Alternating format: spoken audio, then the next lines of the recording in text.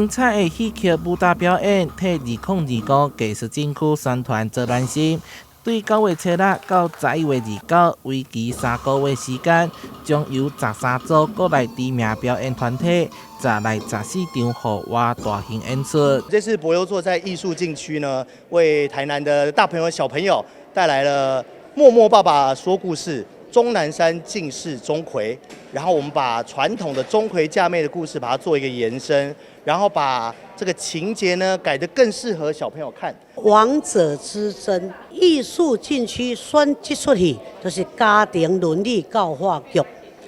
这就是咱囝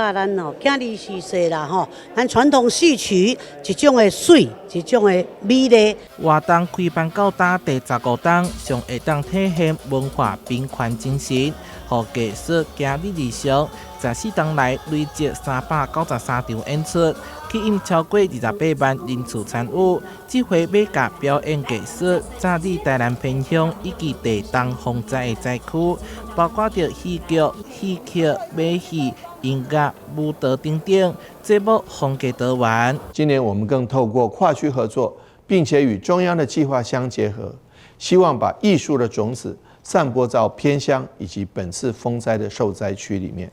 让艺术表演为灾区民众带来最温柔的陪伴。把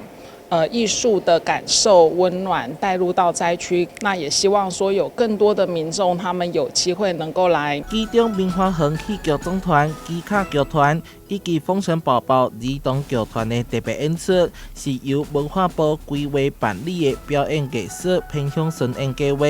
让非市区以及偏乡的大小朋友有机会近距离欣赏演出。台南新闻社会采访报道。